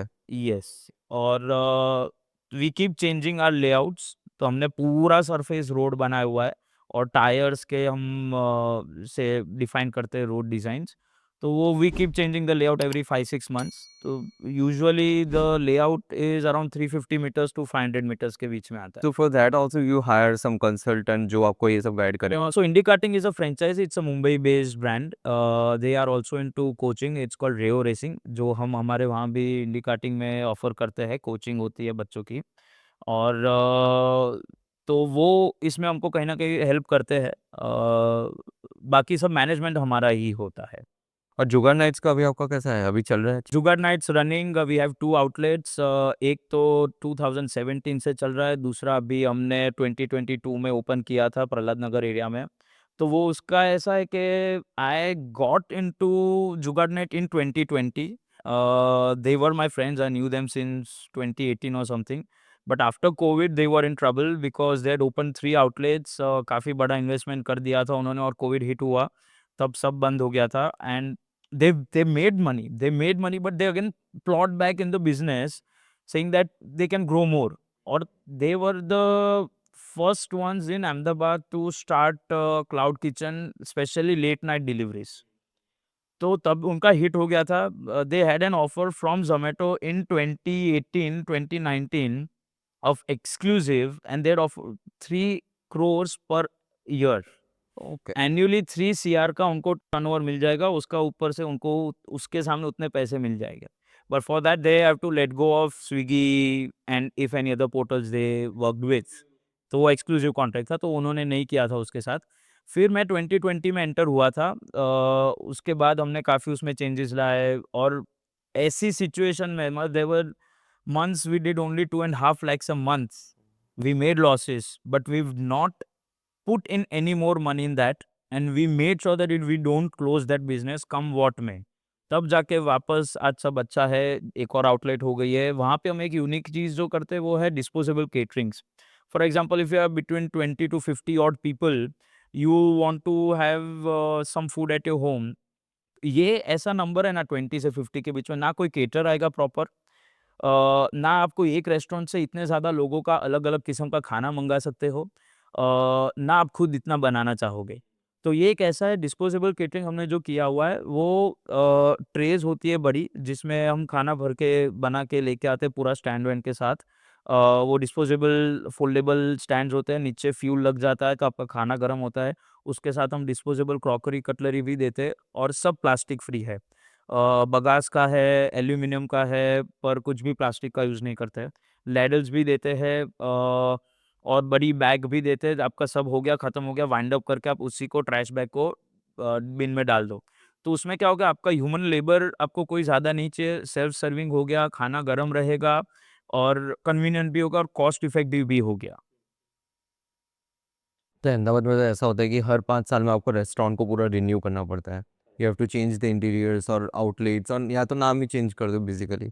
तो what are your views on it? जैसे कि आपने कोई जगरनॉट है, how is the experience till now? कितना साल हो गया? आई गेस 10 साल हो गया? Juggernaut we opened in 2015 the restaurant, turf जो था वो 2014 एंड में ओपन किया था। पर 2019 में अगेन कोविड आया ऑफ लेट, तब तक काफ़ी स्लो हो गया था। Juggernaut as successful as it was, पर उसका एक ड्रॉबैक था। अभी आप देखोगे तो जो हम क्राउड को कैटर कर रहे थे, they are young people, pocket friendly, but sports fan, ठीक है? They are fanatic, they want to come and watch every United match और एवरी लिवरपूल मैच और एवरी मैड्रिड मैच। जब मैचेस इतनी फ्रीक्वेंटली होते हैं और हर मैच तुम तुम्हारे ग्रुप के साथ बाहर जाओगे देखने के लिए, तो you have to spend some money. अभी ऐसा था कि यूजुअली 1 एंड हाफ आवर की तो मैच होती है, प्लस एक्स्ट्रा टाइम्स और सब खत्म होने का तो अराउंड 2 एंड हाफ आवर्स का वो टाइम हो जाता था। तो वो 2 एंड हाफ आवर्स में हम कवर चार्ज कभी भी 300 साढ़े 300 से ज़्यादा नहीं ले पाते थे वो टाइम में, अराउंड 15 से 18 की बात कर रहा हूँ मैं। और रेगुलर आते थे वो लोग। तो क्या होता था, अगर मैं कोई नॉर्मल फैमिली क्राउड को सर्व कर रहा हूँ और ये सब मैचेस भी जैसे प्रीमियर लीग की बात करो तो वो सैटरडे संडे 8 टू 10 पीएम और ऐसे होते, which is a proper dinner time. तो अगर मेरे पास वो ढाई घंटे में ₹350 खर्च करके 150 लोग आ रहे हैं, उसके सामने ढाई घंटे में मेरा फैमिली क्राउड आ रहा है, जो खाने के लिए आ रहा है, मैच देखने के लिए नहीं, खाने के लिए आ रहा है, तो वो शायद 500 टू 600 के बीच में स्पेंड करेगा और खाना खा के तुरंत निकल जाएगा, दूसरा नया क्राउड आ। तो मेरा ऑलमोस्ट 2 रोटेशन और ज़्यादा पैसा मिलता मुझे, जिसके सामने मुझे यहाँ पे अफ़ेक्ट हो रहा था यंग क्राउड में, मैचेस की वजह से। तो वो क्या हो गया, ग्रेजुअली काफ़ी सेल डाउन हो गया था और एज़ अ कांसेप्ट भी थोड़ा फेड हो रहा था। जैसे आपने बताया कि एवरी फ्यू इयर्स कुछ नया अलग चाहिए, तो sports as a concept we brought in Ahmedabad, जो काफ़ी फेम मिली, काफ़ी अच्छा चला, बट फेड भी उतना जल्दी हो गया। आज के टाइम में आप देखो, I don't know any particular place in Ahmedabad which is known for the screenings of sports matches. जबकि जगरनॉट वो टाइम पे एक लौता हुआ करता था। I have been there. Yes, तो वो एक रीज़न था कि उसका सेल काफ़ी डाउन हो गया था। तो जगरनॉट 2019 में हमने पार्टनर्स ने सोचा कि हम लोग बंद कर देंगे एंड द मोका group was supposed to take over, but again as COVID hit in 2020 March, that plan also dropped. Okay. उसके बाद मैंने वो अकेले में पूरा टेक ओवर कर दिया सेम प्रीमाइसेस। तो जो जगरनॉट पहले था वही आज के टाइम पे मोव है। ओके। उसी को मैंने पूरा रेनोवेट कर लिया, काफ़ी सिविल चेंज किए, इंटीरियर पूरा चेंज किया, किचन चेंज, अ, उसी को मैंने रेनोवेट कर लिया। तो जैसे आप बोल रहे हो कि 5 साल पे वो करना, वो कहीं न कहीं ज़रूरी नहीं है, पर कहीं मजबूरी हो जाती है। जैसे आज ओनर्स भी, मैं तो पहले भी था, आज भी हूँ, पर वो बाकी 3 पार्टनर्स एग्ज़िट कर लिए क्योंकि वो वैसे भी कभी भी रेस्टोरेंट हैंडल नहीं करते थे, मैं ही ऑपरेशन मैनेज करता था। तो आज मैं रेंट देता हूँ जगरनॉट को ही। मैंने जगरनॉट से ही लीज़ पे लिया हुआ है मोव, क्योंकि जगरनॉट ने ही बनाया हुआ था वो जगह, तो मैं जगरनॉट को रेंट देता हूँ। तो juggernaut is also indirectly making money out of it. और बाकी रेस्टोरेंट की बात करो तो ऐसा है कि मैं एक बहुत लेजेंडरी एग्ज़ाम्पल देना चाहूँगा अहमदाबाद में, जो ब्रांड अगेन बॉम्बे की है, पर अहमदाबाद में ज़्यादा फ़ेमस है, स्वाति स्नैक्स करके। वो Swati snacks I am not sure but could be around 18-20 years old now. उसका एक आउटलेट पहले अहमदाबाद में लॉ गार्डन में था और अभी 142 में हुआ है, उसको शायद 5 साल हुआ होगा। पर वो एक ऐसी रेस्टोरेंट है, स्नैक बार या जो भी बोलो, उसने कुछ चेंज नहीं किया है उसकी दुकान में। उसकी स्टील की टेबल है, वुडन की बेंचेस है, एसी लगा हुआ है, कोई 2 रुपए का ज़्यादा इंटीरियर पे खर्चा नहीं, क्रॉकरी कटलरी मेलामाइन की है, स्टाफ आज आप 15 साल पहले गए थे, वही आज भी दिखेगा, वही उनके साथ रहा इतना लंबा। और खाने में वो ज़्यादा नहीं मैक्सिमम 40 डिशेज़ करते होंगे इंक्लूडिंग बेवरेजेज़ और सब। पर क्योंकि वो जो कर रहे हैं, वो इतना बेहतर कर रहे हैं कि आज मैं शायद हो सकता हूँ मैं इतने साल से अहमदाबाद में हूँ, उसका खाना इतनी बार खा चुका हूँ। फिर भी अगर कोई मुझे वहाँ पे इनवाइट करेगा, कुछ मन हो गया है खाना है, मैं एक बार भी नहीं झिझकाऊँगा कि मुझे वहाँ नहीं जाना है और बहुत गए हुए हैं। क्योंकि उसकी हर एक चीज़ इतनी बढ़िया है और मैं मज़ाक नहीं कर रहा हूँ, इतने साल में कोई एक ऐसी डिश नहीं रही होगी जो मैंने उसके वहाँ नहीं खाई होगी। पर वो क्योंकि जो कर रहा है इतना बेस्ट कर रहा है, इतना कंसिस्टेंट कर रहा है कि उसको कुछ भी चेंज करने की ज़रूरत नहीं है। कितने साल हुआ Swati snacks? I assume between 15 to 20 for sure. क्या बात कर रहे हो और कोई इंटीरियर में कुछ चेंज नहीं? कुछ नहीं। थोड़ा छोटा-मोटा मेंटेनेंस आ गया, बात अलग है, कलर थोड़ा कर लिया ये वो सब, पर उसने ना नाम बदला है, ना इंटीरियर का फॉर्मेट बदला है, ना मेन्यू बदला है, ना स्टाफ बदला है। क्यूशन क्या है उसका? क्यूज़िन उसका रीजनल इंडियन है, पाव भाजी स्नैक टाइप पाव भाजी भी मिल गया आपको, साउथ इंडियन डोसा भी मिल गया, मार्गरेटा पिज़्ज़ा भी मिल जाएगा, फलाफल मिल जाएगा। बाकी रीजनल जैसे dhansak which is a Parsi dish very famous, वो मिल जाएगा। महाराष्ट्रियन आइटम में आपको थालीपीठ और पिठलं मिल जाएगा। बहुत अलग-अलग किस्म का है, गुजराती में हांडवा है, पात्रा है, वो टाइप का खाना मिल जाएगा। तो सुखड़ी, अलग-अलग किस्म के लेमन ग्रास का आइसक्रीम, क्या प्यारा आइसक्रीम बनाता है वो। लेमन ग्रास शायद ही किसी को फ्लेवर पसंद आएगी, स्मेल भी कितने लोगों को पसंद नहीं आएगी, पर वो आप आइसक्रीम खाओगे बहुत मज़ा आएगी। इट्स नॉट एवरीवन्स पैलेट, पर ठीक है मेरे को बहुत पसंद है। पर वो अलग चीज़ करता है और अच्छा का तो उसके जैसा अहमदाबाद में मैंने आज तक कोई नहीं देखा ऐसा अलग करते हुए और शायद करेगा ना तो भी इतनी अच्छा से कर नहीं पाएगा। तो देव मास्टर्ड इट और उसमें कोई शक नहीं है। तो जो एक कांसेप्ट होता है कि भई every 5 years, a few years whatever कोई नई आइडेंटिटी चाहिए, वो मैं कहता हूँ ज़रूरी नहीं है। वैसे अहमदाबाद में जैसे चॉइस बोल रहा हूँ, ऑनेस्ट है, फ्रीज़लैंड है, हैवमोर है, टोमेटोज़ है, ये सब पुराने एस्टेब्लिश्ड ब्रांड्स है और वो तब की बनी हुई है जब कॉम्पिटिशन इतनी ज़्यादा नहीं थी। तब क्या था, लोगों के पास बाहर जाने के लिए ज़्यादा ऑप्शन नहीं था, तो वो उतनी लिमिटेड चीज़ ही खाते थे और इतनी लिमिटेड ब्रांड उनको दिमाग में थी कि वो आज तक चलती आ रही है। मतलब आज भी ऐसा है कि मेरे पेरेंट्स को अगर जाना है तो उनके दिमाग में हैवमोर पहले आएगा। भले आज उनके पास सामने 100 ऑप्शन हो गए। सिंधु-बन रोड की बात करो स्टार्ट से लेके एंड तक और सब उसकी लेन्स गिन लो तो मैं मज़ाक नहीं कर रहा हूँ, 150 से 200 फूड आउटलेट्स होगा। छोटा किचन जैसा बोल दो जहाँ पे वो बाहर बैठ के सर्व कर रहा है या प्रॉपर रेस्टोरेंट बोल दो या 5 स्टार होटल बोल दो। मज़ाक नहीं कर रहा हूँ, 150 से 200 सिर्फ सिंधु भवन और थोड़ी उसकी लेन्स में जाओगे 200 ऑप्शन मिल जाएगा। पर कोई ऐसी पुरानी एस्टेब्लिश्ड ब्रांड्स जो होती है, उनका एक लॉयल कस्टमर बेस होता है और उन्होंने इतने साल से जो करते आ रहे, वो इतना अच्छे से करते आ रहे हैं कि उनके पास फेलियर का चांस कम है। हुँ। और लोगों को ऐसा भी है ना कि यार न्यू रेस्टोरेंट को एक्सेप्ट इतना जल्दी लोग नहीं करते हैं यहाँ। वो स्टार्टिंग में ज़रूर हो जाता है। सब पहली बार ट्राई करने तो ज़रूर चले जाएँगे और वो हमको अफ़ेक्ट भी होता है। आज मैं मॉव की बात करूँ, तो आज मॉव के आस-पास के थोड़े लेवल की रेस्टोरेंट अगर नई मार्केट में ओपन हो गई है, तो maybe first couple of months हमको भी अफ़ेक्ट होगा सेल में। फॉर एग्ज़ाम्पल अभी कोई भी नई रेस्टोरेंट अहमदाबाद में बनी मॉव के लेवल की, हमारा फुटफॉल कम हो जाएगा नेचुरली क्योंकि आज बंदा अगर हफ़्ते में 1 बार या महीने में 2 बार खाने जाता है बाहर, वो एक-एक जगह तो नहीं जाने वाला है। वो हमेशा अलग क्यूज़ीन या अलग रेस्टोरेंट ट्राई करेगा। तो वो जब वहाँ कोई नई जगह खुलेगी, वहाँ पे हमेशा ज़्यादा भीड़ लगेगी स्टार्टिंग में डेफ़िनेटली। फिर जब लोग वहाँ पे ज़्यादा जाएँगे, उनको पता चलेगा, रिव्यूज़ मिलेगा, अच्छा है, नहीं अच्छा है। आप पहली बार गए और दूसरी बार गए, उसमें आपका सेम एक्सपीरियंस रहा कि नहीं रहा, उसके बाद आप डिसाइड करोगे अब थर्ड टाइम जाना है कि नहीं जाना है। फर्स्ट टाइम अगर एकदम बेकार एक्सपीरियंस रहा, तो आप बिल्कुल नहीं जाओगे। फर्स्ट टाइम बहुत अच्छा एक्सपीरियंस है, तो डेफ़िनेटली दूसरी बार जाओगे। फर्स्ट टाइम एवरेज होगा, तो एक बार सोचोगे चलो एक बार और जाते हैं, फिर नहीं मज़ा आई तो नहीं जाएँगे। तो आपका स्टार्टिंग में आप कैसा करते हो, वो बहुत मैटर करता है और उसके बाद उसको मेंटेन करना, कंसिस्टेंट रहना बहुत ज़रूरी है। आई थिंक रेस्टोरेंट इंडस्ट्री में सबसे ज़्यादा इम्पोर्टेंट है आपका consistency in food quality and taste and then service. Interior सबसे लास्ट आएगा, मैं कहता हूँ थर्ड, मतलब first is food taste quality consistency, second is service and third, क्योंकि आप देखो आप मैं बोल रहा हूँ जैसे मैं स्वाति इतनी बार गया हूँ, मैं क्यों जाता हूँ वहाँ पे? उसकी बेंच या वो वाइट कलर की पेंट या ऊपर एसी खुला दिखते हो तो नहीं जा रहा हूँ मैं, उसके खाने के लिए जा रहा हूँ। खाने के बाद दूसरी चीज़ क्या होती है? सर्विस। मैंने जो मंगाया आ गया, अच्छे से सर्व हुआ, कस्टमर से बात कर रहे हैं स्टाफ अच्छे से, उनको नॉलेज दे रहे हैं क्या है, कैसा खाना है। तो उस हिसाब से मैं सेकंड टाइम जाऊँगा। इंटीरियर वही का वही रहने वाला है, जितनी बार आप जाओगे। फूड सेम होना बहुत ज़रूरी है, या फिर कुछ अलग, जैसे आपने फूड फेस्टिवल कर दिया, मेन्यू चेंज कर दिया, जैसे हम मोव में करते हैं समर स्पेशल, विंटर स्पेशल, कोई जैसे बीच में चाट फेस्टिवल कर दिया था।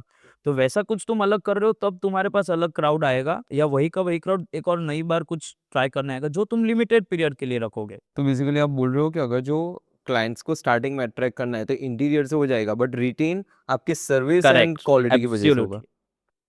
कितनी बार अहमदाबाद में या कहीं और जगह आप देखोगे, इंस्टाग्राम फ्रेंडली होता है। बहुत सारे कॉर्नर्स या ऐसी जगह बना देंगे कि फ़ोटो में बहुत अच्छी लगेगी, लोग डालेंगे ऑनलाइन ये वो सब, पर वो सिर्फ़ फ़ोटो के लिए तो दूसरी बार नहीं आने वाला है। एक जगह पे एक जैसा फ़ोटो उसने दूसरी बार ले लिया, वो उसका क्या करेगा दूसरी बार? वो दूसरी बार आएगा क्योंकि उसको अच्छा खाना लगा, तभी आएगा वो। What do you think about the 4 best restaurants in Ahmedabad right now? कौन सा ऐसा नया है सब? स्टैंड अलोन की अगर बात करें तो move I would definitely, because it is mine and because it is good. It is good. ठीक है। उसके अलावा अंडर द नीम ट्री एक अच्छी ब्रांड है, वहाँ पे उनके 2 आउटलेट्स हैं, नीम चौक, नीम काउंटी, और एक नीम ड्रीम है जो ओपन में है। They are doing some really good job, they are also very innovative with the food. फिर उसके अलावा क्यूज़िन सेंट्रिक थोड़ा देखो तो मुझे इटालियन क्यूज़िन में अभी केस चारकोल काफ़ी ट्रेंडिंग है, काफ़ी अच्छा है।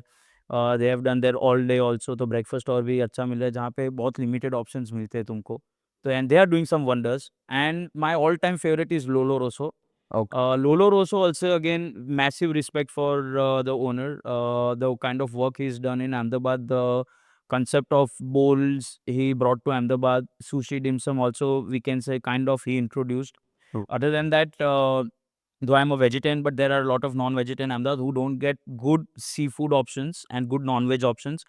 So they do both veg and non-veg. So for non-vegetarians, it's an heaven, I would definitely say, for the kind of food they do. Again, they have very different world cuisine. They have Korean bowls, they have fajita bowls, they have Greek bowls, they have chettinad bowls, and they also keep doing different bowl of the month.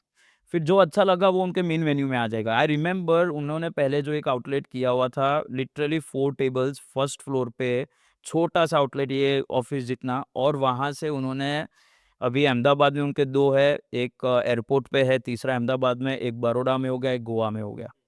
और काफ़ी अच्छा काम किया है उन्होंने, काफ़ी अच्छा food है उनका, अहमदाबाद के लिए बहुत अलग था वो, और अहमदाबाद का एक क्राउड ऐसा है कि अडैप्टेबिलिटी बहुत अच्छी है अहमदाबाद में। अगर तुम कुछ अच्छा, नया अलग दोगे तो अगर एक बार में हिट हो गया, फिर वो हिट हो गया। पर वो क्या है, वो एक जगह आके फिर वही खाना, अभी मैं मेरी ही बात करूँ, अगर मैं लोलो रोसो जा रहा हूँ, मेरा ग्रीक फलाफल फ़ेवरेट है, तो मैं ग्रीक फलाफल ही खाऊँगा। फिर मैं अलग नहीं ट्राई करता हूँ। तो जैसे हम मोव में भी जब नया मेन्यू करते हैं, तो हमारे लिए काफ़ी टास्क होता है कि वो नया मेन्यू को पुश करके खरा मोव लगातार आएँगे, पर आके हाउसवे फ़ेवरेट है, एक्रोपोलिस पिज़्ज़ा फ़ेवरेट है, तो वही खाएँगे। उनको नया मेन्यू चेंज कराना थोड़ा डिफ़िकल्ट होता है ट्राई करवाना। So this 4 definitely best restaurants of Ahmedabad in stand alone. उसके अलावा 5 स्टार और होटल की बात कर ले तो हयात मेरी फ़ेवरेट है। टीजीज़ जो है उनका ग्रिल, वो उनका तेपेनियाकी स्टाइल है, वो फ़ॉर्मेट मुझे उनका काफ़ी अच्छा लगता है। और लीला गांधीनगर का जो उनका इंडियन रेस्टोरेंट है, दिया और something, I forgot the name, वो काफ़ी अच्छा है उनका। What do you think about the Pepito और विंस? ये सब रेस्टोरेंट में एक्चुअली गया, और विंस का कैसा है कि उसका कॉफ़ी और वगैरह जो भी है, मैं अहमदाबाद में मतलब स्टारबक्स को छोड़ के वहाँ पे जाता हूँ। करेक्ट। एक्चुअली मेरे को उसका जेन्युइनली बहुत ज़्यादा पसंद आता है। And if you see my vlogs, मैंने वहाँ पे उसका मतलब मैं जेन्युइनली 3 साल से जा ही रहा हूँ वहाँ पे एवरीडे, यस। ऐसा। मुझे what do you think about Vince? So Vince is also a very good place. It is more of a hangout place than a restaurant. वहाँ पे आप कभी फैमिली क्राउड ज़्यादा नहीं देखोगे। It's majorly youth, may be 16 से 30 years के बीच में। True. Those who come there to have a good time, hang out with their friends, have a couple of coffees, कुछ मंगा लिया, it's the vibe for them more than the place.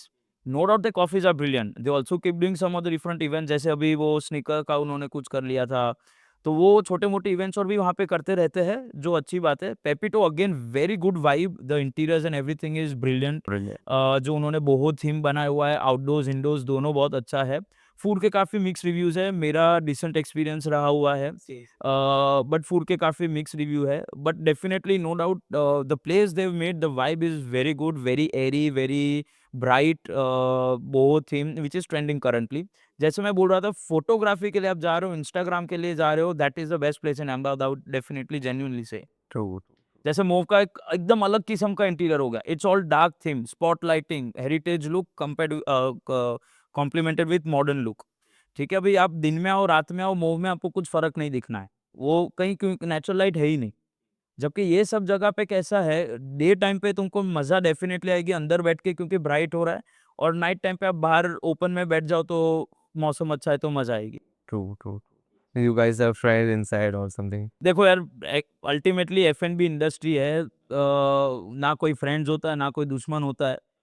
दुश्मन better है ना बनाओ, फ्रेंड्स बना लो, कोई दिक्कत नहीं है, पर डिस्क्रिमिनेट हम नहीं करते, और जिसका जो अच्छा हो वो जेन्युइनली अप्रिशिएट करना ही चाहिए। और मैंने देखा है आपने बहुत ज़्यादा आप ट्रैवलिंग और वगैरह भी बहुत ज़्यादा करते हो।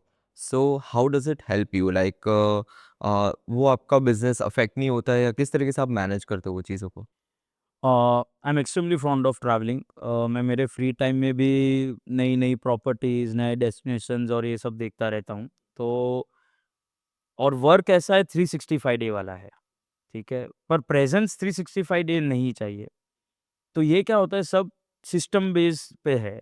तो हमने ऐसी सब एसओपीज़ बनाई हुई है, ऐसी सिस्टम बनाई हुई है, ताकि मेरे रहने ना रहने से ज़्यादा फ़र्क नहीं पड़े। एक बात अलग होगी, तुम्हारा वहाँ जाके रहना, प्रेज़ेंस, सुपरविज़न बहुत नेसेसरी है स्टाफ़ के लिए, और कस्टमर्स के लिए पीआर बहुत ज़रूरी है, मेरे लिए भी, और कस्टमर को भी लगे कि ओनर खुद इन्वॉल्वड है, देख रहा है सब। पर जब मैं ट्रैवल करता हूँ तब सिस्टम ऐसी सेट होती है, for every position there is a replacement. For example manager है, तो उसके लिए एक असिस्टेंट मैनेजर है, ठीक है? एक हेड शेफ़ है, तो उसके लिए एक असिस्टेंट हेड शेफ़ है। एक कैशियर है, तो उसके लिए एक कैप्टन है, जो कैशियर के बदले कैशियर का रिप्लेस करेगा। रिसेप्शनिस्ट है, तो उसके बदले कोई दूसरा कैप्टन या असिस्टेंट मैनेजर उसको रिप्लेस करेगा। स्टोर मैनेजर में एक सीनियर है, एक जूनियर है, ठीक है? तो ये सब चीज़ की रिप्लेसमेंट है, और सब रिस्पॉन्सिबल इनफ लोगों को वो अथॉरिटी और वर्क डेज़िग्नेट किया गया है कि जब मैं ना हूँ तो वो ओवरलुक हो जाए।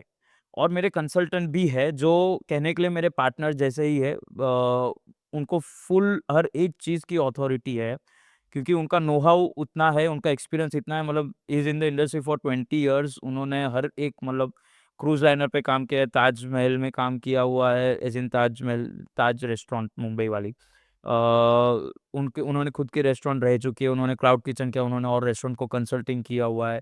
तो उनका एक्सपीरियंस इतना है कि वो जब ऑन फ्लोर होते हैं तो मैं एकदम बेफ़िक्र हूँ। तो और जैसे अभी स्टोर है, तो स्टोर का मेरा एक अलग से ग्रुप बना हुआ है। आज कितना मटेरियल परचेज़ हुआ, कितना यूज़ हुआ, कल के लिए क्या ऑर्डर होना है, तो मुझे एक व्हाट्सएप पे उसके लिए सिर्फ़ 5 मिनट देनी है। वैसे ही एक्सपेंसेस डेली का हो गया कैश के लिए और सेल के लिए, और सॉफ्टवेयर सब होता है, तो कंप्यूटर में सॉफ्टवेयर से तुम सब सुपरवाइज़ कर सकते हो, कितना कैश सेल हुआ, कितना कार्ड सेल हुआ, कितना स्विगी, ज़ोमैटो से हुआ। कौन-सा यूज़ करते हो आप? पेट पूजा? पेट पूजा, वो बेस्ट है, सस्ता, सुंदर, टिकाऊ, और कभी कोई कंप्लेंट नहीं आई। मैंने इतने साल में 3-4 अलग सॉफ्टवेयर यूज़ कर लिए, पर वो बेस्ट है। सबसे बेस्ट? यस, वो स्टोर की भी तुमको सब दे देता है, सेल का भी हो जाता है, तुम्हारा सीआरएम का भी हो जाता है, परचेज़ के लिए भी उनका है, जैसे तुम मार्केट प्लेस बनी हुई है, तो कुछ भी चीज़ चाहिए तुमको वहाँ से हो जाएगा। तो ये मुंबई और वगैरह में भी ये लोग यही यूज़ करते अहमदाबाद के ही बेस्ड है, पर उनका पैन इंडिया है। मैंने गोवा में भी देखा हुआ है, मैंने असम में भी देखा हुआ है, मैंने बॉम्बे में भी देखा है, पुणे में भी देखा हुआ है। इतनी सारी जगह जहाँ मेरे को ट्रैवल का शौक है, रेस्टोरेंटर हूँ, जहाँ भी जाता हूँ, बिल से ही पता चल जाता है कौन-सा सॉफ्टवेयर है, और नहीं तो भी कुछ पूछ सकते हो, जैसे ऑर्डर ले रहा है या क्या कर रहा है, टैबलेट से तो फॉर्मेट से पता चल जाए। तो वो पेट पूजा बेस्ट है। तो कमिंग बैक टू वो ट्रैवल वाला, ऐसा है कि सिस्टम सब बनी हुई है और सबको रोल डेज़िग्नेटेड है। सब फ़ोन से काफ़ी सुपरवाइज़ हो जाता है। और कैमरा और कहीं जब ज़रूरत पड़ती है वो देखने के लिए। वैसे ही सब बिज़नेस में, जैसे इंडी कार्टिंग मेरा बिज़नेस है, उसमें मेरा वर्किंग पार्टनर्स है। तो वहाँ पे मैं अगेन सिर्फ़ फाइनेंस देखता हूँ और business development as and when needed. अगर कुछ नया इवेंट करना है, कुछ स्पॉन्सरशिप चाहिए या कहीं कुछ और चाहिए, कोई इवेंट में ज़्यादा मेरा रोल चाहिए तो। और फाइनेंस के लिए मैं देखता हूँ तो एक अकाउंटेंट मैंने मेरे अंडर पर्सनली रखा हुआ है, जो तीनों बिज़नेस का सब अकाउंटिंग करते हैं। सब एंट्रीज़ हो जाती है और फिर वो मेरे को रिपोर्ट करेंगे, मेरे से उनको जो डेटा चाहिए। तो अब समझ लो, मैं पिछले 2 साल की बात करूँ तो every month I have been out for at least 4 days, और एटलीस्ट 4 डेज़ एवरी मंथ। मैं 24 की बात करूँ तो I have done 16 trips, I have taken around 36-40 odd flights and I was out for almost 105 odd days. ठीक है? तो फिर भी सिस्टम क्योंकि सेट है, और ये क्या है बिज़नेस, कुछ मेरे को अलग से खुद से ज़्यादा नहीं करना है क्योंकि वर्क डेज़िग्नेटेड है। तो मुझे सिर्फ़ सुपरवाइज़ करना है, पीआर करना है, अकाउंट्स और फाइनेंस देखना है। उसके लिए मुझे महीने के हर दिन नहीं चाहिए। तो मेरा ट्रैवल भी वैसे ही प्लान्ड होता है कि पेमेंट साइकिल के पहले मैं आ गया हूँ या उसके बाद जा रहा हूँ। मतलब usually any month I do not travel between 7 to 15 और 7 to 10, because that's the usual payment cycle we pay to our vendors, salary होती है, जीएसटी पे करना होता है, पीएफ, ईएसआईसी पे करना होता है। तो वो सब मैं उस हिसाब से एडजस्ट करके काम करता हूँ कि जो मेरे खुद के अकेले के हाथ में है, वो फिर मैं ट्रैवल डेट्स एडजस्ट कर लेता हूँ। हुँ, ओके, ओके। अब एक बात करते हैं जहाँ पे अपना एक फैमिली बैकग्राउंड सेट है और एक इंसान है जो बिज़नेस ज़ीरो से स्क्रैच से शुरू करे जिसका कोई भी फैमिली बैकग्राउंड नहीं है। जब वो इंसान कभी रेस्टोरेंट ओपन करेगा और अपने कभी रेस्टोरेंट ओपन करेंगे जहाँ पे ऑलरेडी अपना बेस क्लियर है और मैंने ऐसा सुना है कि जिसका बेस क्लियर होता है ना, उसके ऊपर इमारत बनानी आसान होती है। बट जिसका बेस तुम स्क्रैच से बनाना होता है ना, it took like minimum 10 years. जैसे आपको भी फूड इंडस्ट्री में 10 साल तो लग गए। सेम अगर जब आपने फार्मास्यूटिकल में गए होते हैं एंड इफ यू चूज़ सम और अदर फील्ड फार्मास्यूटिकल में तो बहुत ज़्यादा ग्रोथ मिल जाता। एक तरीके से अगर जो देखने जाए बेस काफ़ी बना। It can be two ways.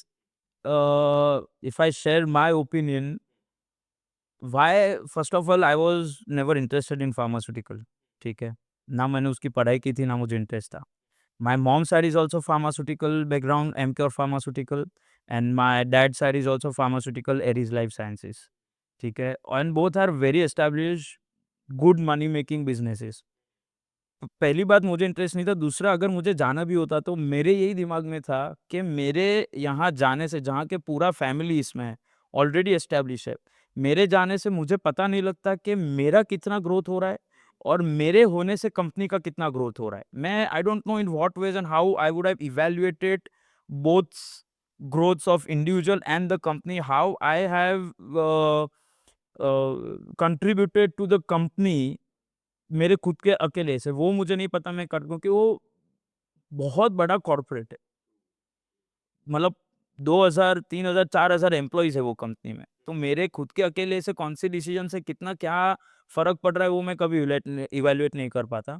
तो वो एक मेरी अलग कहानी है। पर बाकी अगर जनरली बात करने जाओ तो मैं ज़रूर ये मानता हूँ, आज भले अंबानीज़ हो गए, बिरलाज़ हो गए, टाटाज़ हो गए, जो भी हो गए, एनी वेल्दी फैमिली के किड्स को खुद का कुछ डेफ़िनेटली करना चाहिए, क्योंकि उसमें 2 चीज़ होती है। अगर आज मैं मेरे फैमिली बिज़नेस में चला गया जो एस्टेब्लिश है, जब मैं एंटर करूँगा, मैं पहले से बॉस हूँ। जो भी एम्प्लॉइज़ है वो पहले से मेरे को बॉस बोलेंगे, मेरे को इज़्ज़त देंगे, मेरे को स्पून फीड करेंगे। मैं खुद से सोचूँगा कब, या मैं वो हार्डशिप कब करूँगा? आज जब बंदा खुद से कोई भी बिज़नेस करता है चालू, कितना भी छोटा क्यों ना हो, पर अगर स्क्रैच से स्टार्ट करेगा ना, वो जो पर्सनल एक्सपीरियंसेस होंगे उसके, जैसे मैं मेरी बात करूँ तो जगरनॉट में आप मानोगे नहीं, और मैं बिल्कुल मज़ाक नहीं कर रहा हूँ। मैंने खाना बनाया भी है, मैंने खाना सर्व भी किया है, मैंने बर्तन भी धोए, मैंने वॉशरूम भी धोया है, जब साइट चल रही थी, कंस्ट्रक्शन हो रहा था, तब धूप में एकदम ऐसी मिट्टी के आजू-बाजू में टिफ़िन खोल के खाया हुआ है, हर एक चीज़ के रात को 3 बजे एल क्लासिको खत्म करके दरवाजे को लॉक मार के दूसरे दिन सुबह वर्ल्ड कप ऑस्ट्रेलिया में थी, इंडिया की मैच थी, जिसके लिए सुबह 7 बजे आना था, तो वो भी किया हुआ है। और आज जब मैंने वो सब काम मेरे एकदम करियर के स्टार्टिंग में किया हुआ है, तब आज मुझे ना कोई काम करने की शर्म है, ना कोई डर है और कॉन्फिडेंस है एक, कि आज मैं खुद से ये चीज़ कर पाता हूँ। आज भले मैंने सिस्टम ऐसे सेट किए कि मुझे मैनेजर चाहिए, पर अगर आज मैनेजर रातों-रात चला जाएगा तो मुझे उससे फ़र्क नहीं पड़ेगा क्योंकि वो काम मैं आज के टाइम में कर सकता हूँ। शायद मेरी बाकी personal life, social life, travel affect होगा, पर वो सिस्टम वापस सेट करने में मुझे ज़्यादा देर नहीं लगेगी। तो वो कोई भी बिज़नेस हो, रेस्टोरेंट हो गया हो, फार्मास्यूटिकल हो या any damn business I would say, एक खुद का कुछ स्टार्ट करना बहुत ज़रूरी है, तो ही तुम जो खुद से सीखोगे ना, there is no better learning than your personal experience. आज आप मेरे को कोई चीज़ 4 चीज़ बोल दोगे, वो मैं शायद ध्यान रख पाऊँगा, पर जब मैं खुद से करूँगा, वो गलती भी गिनो या सक्सेस भी गिनो, वो तुमको पर्सनल फर्स्ट हैंड एक्सपीरियंस है जो तुमको लाइफ टाइम काम लगेगा। सो बेसिकली मेरा ये यहाँ पे ऐसा मानना है कि अगर जो कोई इंसान है, जो ज़ीरो से रेस्टोरेंट ओपन कर रहा है, जिसके पास इतना बेस क्लियर नहीं है, सो उसको रेस्टोरेंट ओपन करने के लिए क्या ध्यान रखना चाहिए ना, और उसके पास कोई भी बैकअप फंड्स नहीं है, कोई भी फैमिली का सपोर्ट नहीं है, इतना कोई फाइनेंशियली स्ट्रांग नहीं है, वो एक रेस्टोरेंट खोलने के सपने देख रहा है। तो पहला तो मेरा ये क्वेश्चन है, उसको देखने भी चाहिए या नहीं? बिकॉज़ यहाँ पे जब तक मैंने रेस्टोरेंट का देखा है, इट्स वेरी, वेरी एक्सपेंसिव। लोगों को लगता है अच्छा ठीक है, वो रोटेशन चलता रहता है, इट्स वेरी स्मूथ, सब सही हो जाता है। जो लोग बिज़नेस फैमिली बिलॉन्ग नहीं करते हैं, जो लोग बिज़नेस फैमिली वाले होते हैं, उनको पता होता है कि ये बिज़नेस क्या है। सो उन लोग के लिए आप क्या मैसेज देना चाहोगे? जी, फर्स्ट ऑफ ऑल ये ऐसा है कि बहुत ग्लैमरस बिज़नेस है ये और काफ़ी लोगों को होता है यार मैं कुछ भी कर लूँ लाइफ़ में, कैसा भी काम कर लूँ, भले जॉब कर लूँ, एक टाइम तो मेरे को कैफ़े ओपन करना है। बहुत लोगों को ऐसा मैं मज़ाक नहीं कर रहा हूँ, I know a lot of people asking me कि यार एक कैफ़े ओपन करना है, कैसे करें, कब करें वो सब। पर इसके ना ड्रॉबैक्स भी है और थोड़ा एक मार्केट अंडरस्टैंडिंग होना बहुत ज़रूरी है। कि पहली बात जैसे आपने बताया एक्सपेंसिव हो जाता है। आप कौन से फॉर्मेट में जा रहे हो उस पे अभी क्लाउड किचन का कम इन्वेस्टमेंट है, कैफ़े का मीडियम है, रेस्टोरेंट का ज़्यादा है। पर आप जो कोई भी फॉर्मेट में जा रहे हो, एक सबसे पहली बात क्या है इसमें ज़रूर, पैशन होना बहुत ज़रूरी है। तुम अगर कोई फैक्ट्री चला रहे हो तुमको ठीक है कि भई आज इधर से ये डाला, मशीन बना देगी, सब हो गया, पैकेजिंग, लेबलिंग होके बेच दिया, वो ठीक है। इसमें ऐसा है कि तुमको वहाँ रह के देखना है, सब काम खुद से करवाना है, ठीक है? तो रेस्टोरेंट में या तो तुम थोड़ा एक्सपीरियंस ले लो जैसे मैं बोल रहा हूँ बिज़नेस खुद से स्टार्ट किया था पर किचन मैनेजमेंट पहले रखा था जिससे हमने लर्निंग किया। ठीक है? तो एक वो बात हो गई और दूसरा ये है कि आपको पहले से याद रखनी है इसके ड्रॉबैक्स। जैसे सैटरडे, संडे तुमको ज़्यादा काम करना है, लेट नाइट ज़्यादा काम करना है, फेस्टिवल्स पे तुमको काम करना है। तो इसकी काफ़ी चीज़ है, तुम्हारी पर्सनल लाइफ़, सोशल लाइफ़ पे अफ़ेक्ट होती है। मतलब देयर हैज़ बीन डेज़ के आई हैव बीन वर्किंग और फैमिली कहीं है मतलब मैं पहली बात करूँ तो मेरे शादी के बाद पहली दिवाली थी और my wife and in-laws and I work supposed to go to Bali, Singapore. मैं नहीं गया क्योंकि वो रेस्टोरेंट की भी पहली दिवाली थी। मेरी शादी के बाद तो पहली दिवाली पर रेस्टोरेंट की तो वो मुझे वहाँ रह के वो काम करना था, तो मैं नहीं गया, फैमिली गई। तो वो सैक्रिफाइसेस बहुत इम्पोर्टेंट है। कोई भी तुम ये टाइप का बिज़नेस स्टार्ट करो क्योंकि जैसे I told you 365 days business, festivals are more busier, Saturday Sundays busier, nights are busier. तो ये बहुत मैटर करता है। उसके बाद जैसे स्टाफ पे बहुत डिपेंडेंट हो तुम। आज खाना स्टाफ बनाएगा, सर्विस भी स्टाफ करेगा, ठीक है? इसमें कोई मशीन नहीं है। अगर तुम रेडी फूड प्रोडक्ट्स भी ला रहे हो, तुम रिटॉर्ट ग्रेवी, फ्रोज़न ग्रेवी भी ला रहे हो, पर उसको काट के, डाल के, गरम करके पनीर या वेजिटेबल या चिकन जो भी डालना है वो डाल के, पका के, प्लेट करके तो आदमी करेगा। तो तुमको उतनी कैपेसिटी रखनी है कि तुम रिक्रूटमेंट अच्छे से कर पाओ और रिटेंशन भी अच्छे से कर पाओ स्टाफ का। तो जब नया बिज़नेस स्टार्ट करने के लिए 2-3 चीज़ें बहुत मायने रखती है और साथ में फाइनेंसिस की बात करें तो ये ऐसा जैसे अपनी बात हुई जब नया-नया होता है तब तो काफ़ी अच्छा चल जाता है। पहले स्टार्टिंग फ्यू मंथ्स में तुम बहुत अच्छी सेल देख लोगे पर जब कंसिस्टेंट नहीं हो पाओगे तो फेड होने में टाइम नहीं लगता क्योंकि एक्सट्रीमली कॉम्पिटिटिव है। जैसे अपनी बात हो गई कि every lane has couple of restaurants और कैफ़ेज़। तो आज तुम्हारी दुकान थोड़ी भी ढंग की नहीं चली, उधर 4 लोग और खड़े हैं तुम्हारे कस्टमर को खींचने के लिए। तो कंसिस्टेंसी बहुत मेंटेन करनी है। तो पहले से तुमको ये दिमाग में रखना है कि अगर तुम ये 4-5 चीज़ अगर कर पा रहे हो, कंसिस्टेंटली टाइम दे पा रहे हो तो ही करो। काफ़ी लोग सेकेंडरी बिज़नेस के हिसाब से स्टार्ट करते हैं इसको, इन्वेस्टमेंट के हिसाब से स्टार्ट करते हैं। काफ़ी फैमिलीज़ में ऐसा होता है, ईदर देयर चिल्ड्रन और their spouses want to get engaged in this kind of businesses, तो थोड़ा उनका सोशल भी हो जाए, काम भी हो जाए। पर ये सब बिज़नेसेस फिर अगर तुम ज़्यादा इन्वॉल्व नहीं रह पाओगे, सिस्टम अच्छी नहीं बना पाओगे, टाइम नहीं दोगे, तो उसमें डेफ़िनेटली क्वेश्चन आएगा after certain point of time, उसका सक्सेस होना नहीं होना का। एक और चीज़ मुझे पूछनी थी कि अगर जो कोई इंसान है जिसके पास पैसा नहीं है, वो पैसा कैसे ला सकता है इस रेस्टोरेंट के बिज़नेस में? और कोई भी नॉर्मल इंसान है, वो बेसिकली आपने बताया जैसे कि 4-5 चीज़ें, उसके साथ-साथ उसको एक फिगर आउटेबल जो क्वालिटी होती है कि मैं फिगर आउट कर लूँगा कोई भी हालत में, I will make this thing work, वो भी मेरे ख्याल से एक इम्पोर्टेंट होता है। पर वो एक और चीज़ आती है कि सबके लिए पैसा लगता है, रेस्टोरेंट बनाने के लिए, कैफ़े बनाने के लिए, चलो ये क्लाउड किचन के लिए सस्ता पड़ता है, बट बाकी सब चीज़ों के लिए पैसा लगता है। ये चीज़ कैसे मैनेज करें? उसका मतलब फॉर्मेट के हिसाब से जैसे क्लाउड किचन 10 टू 12 लैक्स में भी हो सकता है।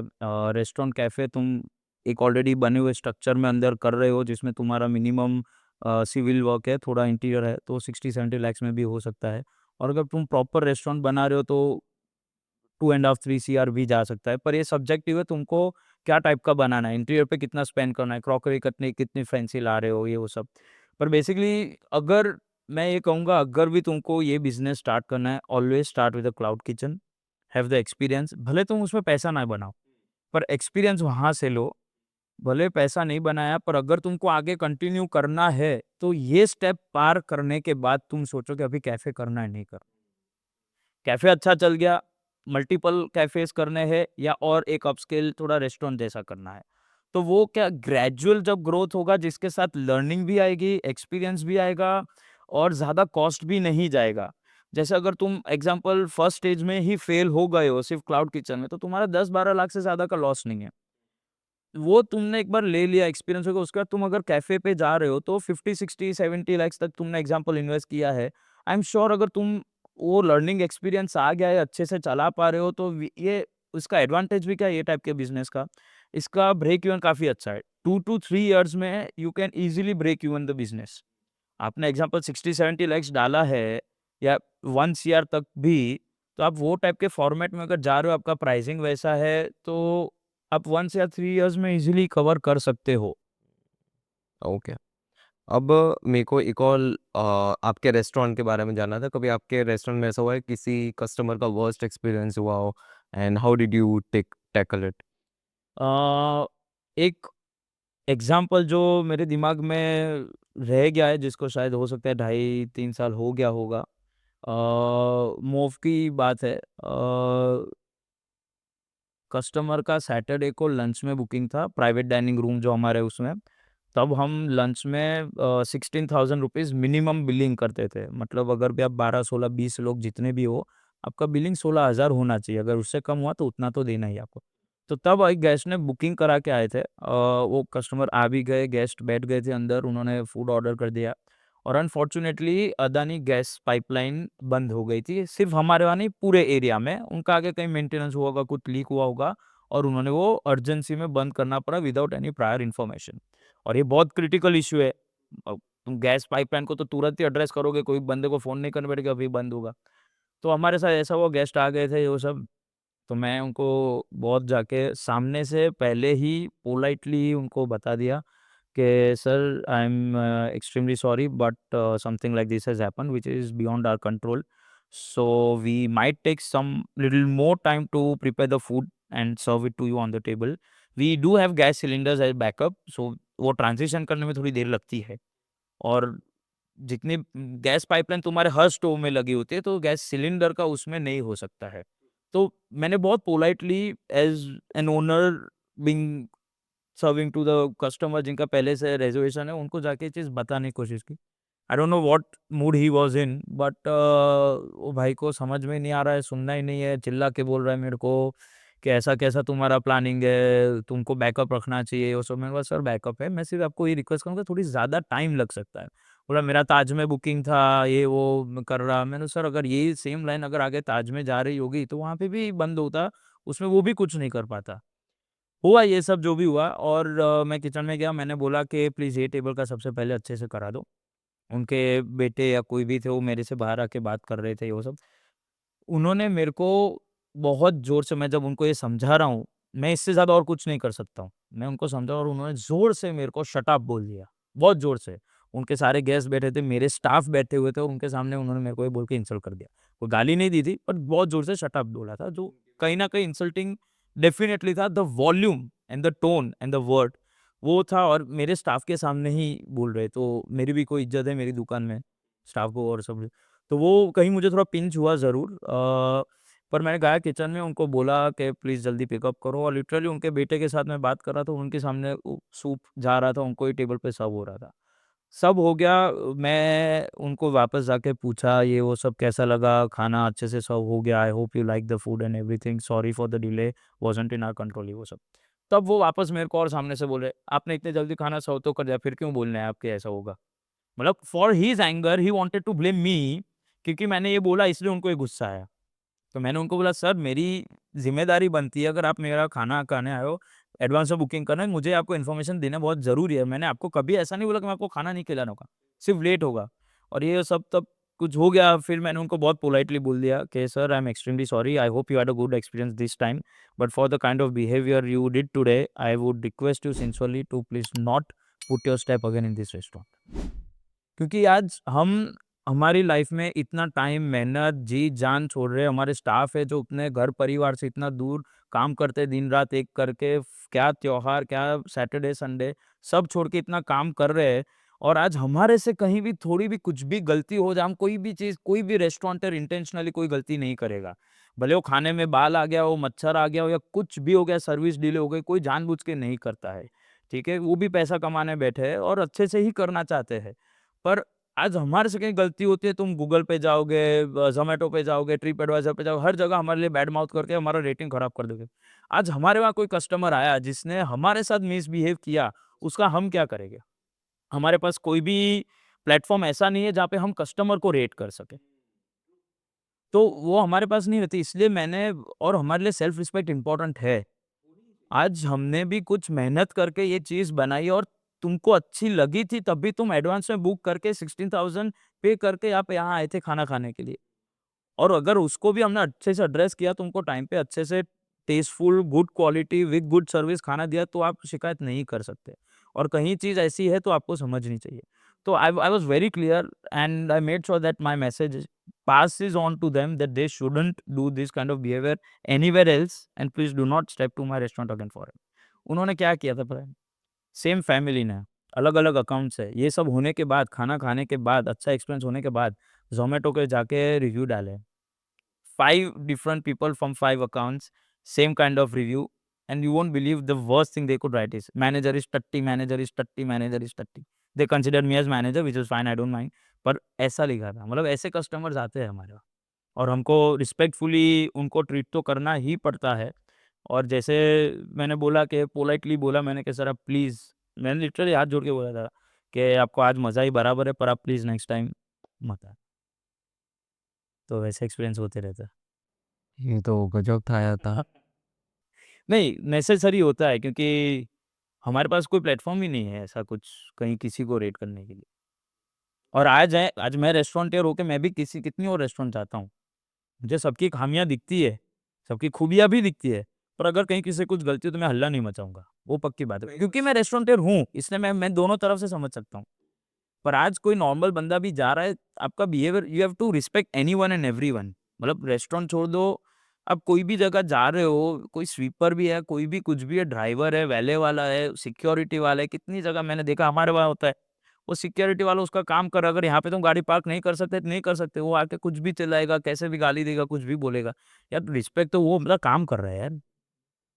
सो बेसिकली मेरे को है ना अभी ये आपके जो कोर्सेज़ और वगैरह हैं, उसके बारे में बात करनी है क्योंकि ये टॉपिक को थोड़ा चेंज कर दें बिकॉज़ मैं भी बहुत ज़्यादा डीप जा रहा हूँ कि यार ऐसा तो कैसे कोई कर सकता है, और मतलब बहुत मिसबिहेविंग लगता है publicly, and that too in the whole जहाँ पे इतने सारे रेस्टोरेंट के लोग होते हैं। सो अब यार मैं क्या ही बोलूँ इसमें, ऐसा कुछ नहीं कर सकती मुझे लगता है। Absolutely rules के बाद। So that is what I'm saying, every day is new, every day is challenging because every customer is different. काफ़ी लोग का अच्छा एक्सपीरियंस अगर भी ना हुआ हो ना, तो भी अच्छे से स्माइल करके थैंक यू बोल के जाएँगे, और कोई गेस्ट ऐसे आते हैं जिसमें कुछ भी बात भी ना हुई हो ना, फिर भी चिल्ला के कुछ बेकार का बोल के जाएँगे, ज़ोमैटो पे बेकार रिव्यू डालोगे, वो हर कस्टमर अलग है। इसलिए कोई इसमें कोई थंब रूल का रूल बुक ऐसा है नहीं कि ये सिचुएशन को ऐसे हैंडल करो। हर एक दिन अलग है, हर कस्टमर अलग है। जैसे आए वैसे वो फोड़ो ऐसा।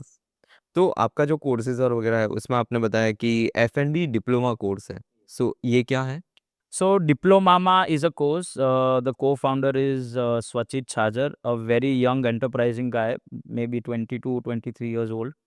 So when he approached me saying that एक ऑनलाइन वेबिनार या कोर्स जैसा करना है F&B पे, और उसमें आपको हम कास्ट करना चाहते हैं एज एन इंस्ट्रक्टर। तो मैं तो पहले बिल्कुल भी ये दिमाग में था नहीं, कभी ऐसा कुछ किया, देखा, सोचा है नहीं। ऊपर से मैं बहुत कैमरा कॉन्शियस, तो पहले तो मैंने आउटराइटली मना कर दिया, सॉरी भई मेरे से नहीं होना। पर फिर उसने बजाया, समझाया, और उसका जो पर्पस था, जो मुझे बहुत इम्पोर्टेंट लगा, जेन्युइन लगा, और मुझे लगा कि मैं ये चीज़ में डेफ़िनेटली पार्टिसिपेट करना चाहता हूँ। तो वो कोर्स जो है डिप्लोमामा का, वो उन्होंने काफ़ी अलग-अलग किए, जैसे एक ट्रैवल पे किया है, एक स्टॉक मार्केट पे किया है, एक सस्टेनेबल फैशन पे किया है, और एक मेरा जो एफ-एन-बी वाला है। तो एफ-एन-बी में यही था बेसिकली, जैसे आपने काफ़ी सवाल पूछे वही मैंने वहाँ पे उसमें एड्रेस किए है। कैसे रेस्टोरेंट ओपन करना चाहिए, क्या फॉर्मेट में करना चाहिए, क्या लाइसेंसेस लगते हैं, कैसे कस्टमर को हैंडल करना है, कैसे स्टाफ को हैंडल करना है, कैसे वेंडर को हैंडल करना है, marketing, finance, operations, purchase, system, softwares, everything basically in and out about restaurant, आपका पी&एल कैसा लगना चाहिए, हर एक चीज़ उसमें हमने समझाया हुआ है।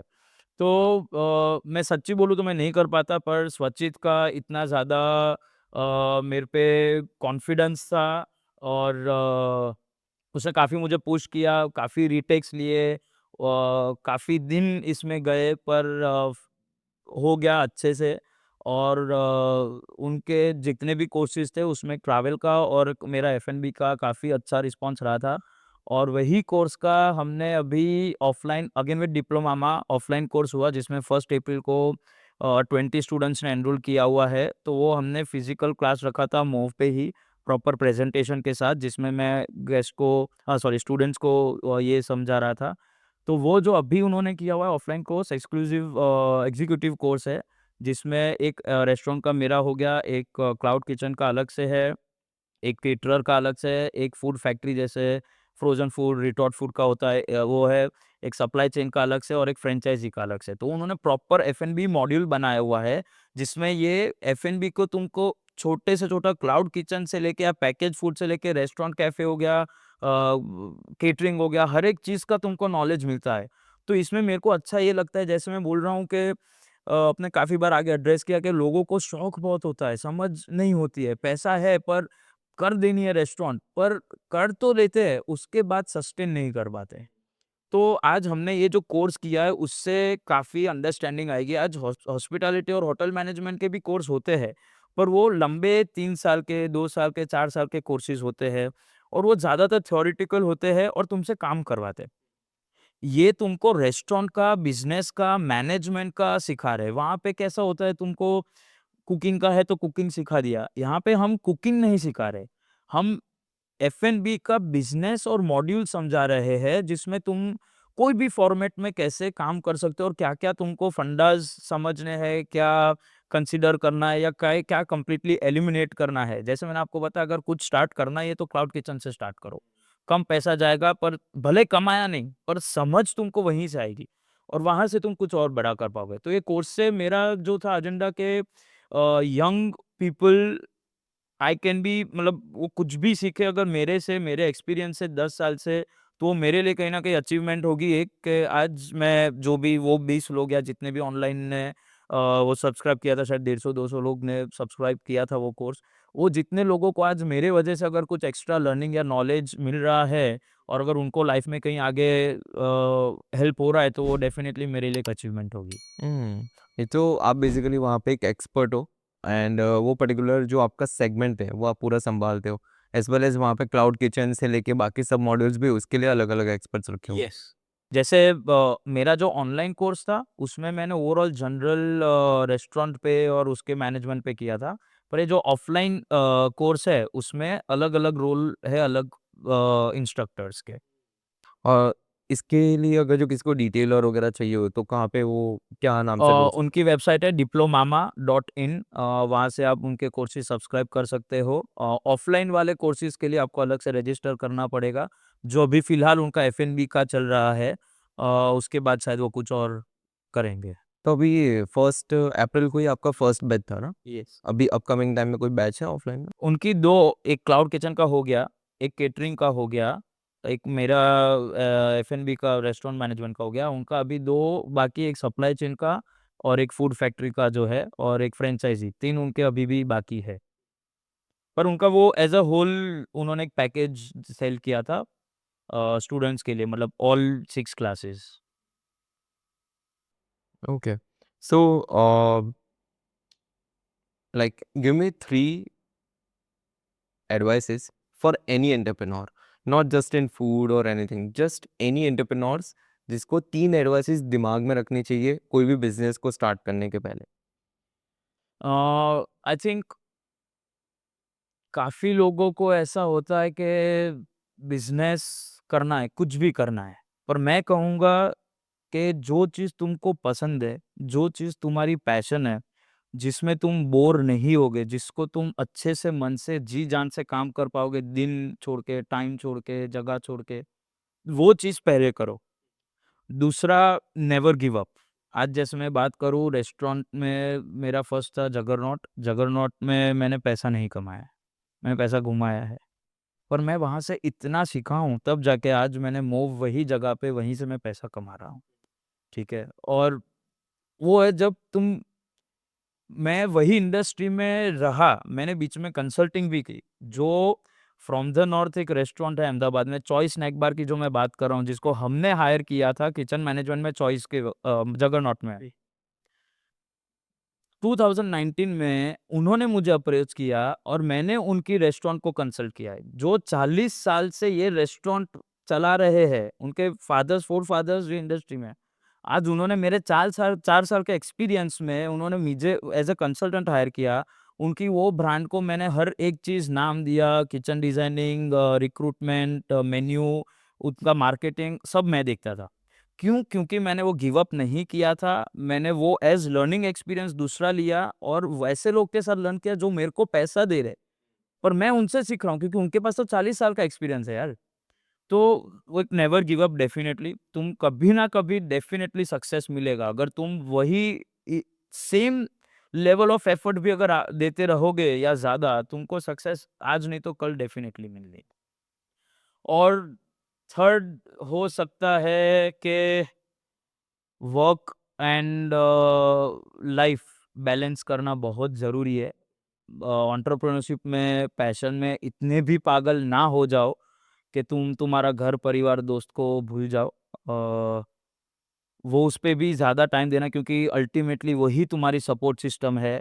तुमको सब खत्म करके वहीं जाना है। तो जब वहाँ जा रहे हो, वहाँ भी तुमको सुकून, शांति मिलनी चाहिए।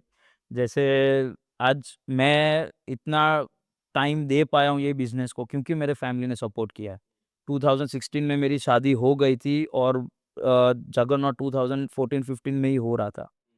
मैं रात को 2-3 बजे आता था, सुबह जल्दी चला जाता, सैटरडे संडे चला जाता, फेस्टिवल्स पे काम। पर मेरी वाइफ़ ने मेरे को इतना सपोर्ट किया, आज भी मेरे साथ वैसे खड़ी रही। सबके बाकी सब फ्रेंड्स मिले हैं, मैं नहीं हूँ। कोई फैमिली गैदरिंग है, मैं नहीं हूँ। कहीं ट्रैवल कर लिए, मैं नहीं हूँ। पर फिर भी उसने ये नहीं सोचा कि मैं क्यों अकेली घूम रही हूँ, मेरा हस्बैंड क्यों मेरे साथ नहीं है।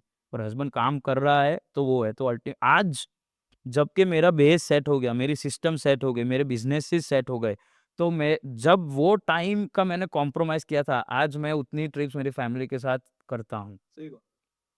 और वो स्टार्टिंग के इतना टाइम जो दिया था मैंने, काम में, एंटरप्रेन्योरशिप में, वो आज मेरे को पे बैक कर रही है। सही बात है, क्योंकि अभी अगर जो आप किसी को भी देखोगे, आपके जिस तरीके की अभी लाइफस्टाइल आप घूमते हो ये वो, सुन के ऐसा हो जाएगा उसको कि अरे यार ये तो कितनी अच्छी लाइफस्टाइल है, बट उसके पीछे की बैकएंड नहीं देखोगे तुम कि 10 साल लगे हैं। और ये जो मैं बोल रहा हूँ मेरा लास्ट ईयर और ये सब मैं 3 साल से ऐसे घूम रहा हूँ। 2.5 ईयर्स कहने के लिए, ये मेरा मतलब 3rd ईयर है चालू। उसके पहले मैं बोल रहा हूँ बहुत कॉम्प्रोमाइज़ किए, ना टाइम देखा, कितनी बार दोस्त कहीं मिले, गए, अपने काम कर रहे। मेरे पार्टनर्स दिवाली में उनकी वाइफ्स के साथ घूमने चले गए थे, मैं अकेला वहाँ रह के काम कर रहा। क्योंकि वो एक डेडिकेशन था, एक पैशन था और एक समझ थी कि आज मैं ये चीज़ को टाइम दूँगा, तब जाके थोड़े साल के बाद ये चीज़ से मेरे को टाइम मिल पाएगा और पैसा तो मिल ही रहा है अगर अच्छे से कर रहे हो तो। सही बात है। Do you have any regret still now? कोई भी तरीके की रिग्रेट कि ये चीज़ मैंने पहले कर ली होती, या ये चीज़ थोड़े टाइम बाद की होती, या शादी मैंने लेट कर ली होती, एनी रिग्रेट्स जो भी आपके लाइफ का है? थोड़े काफ़ी है जैसे हॉस्पिटैलिटी होटल मैनेजमेंट का कोर्स करना था वो नहीं कर पाया, उसकी अलग वजह थी पर रिग्रेट रह जाता है।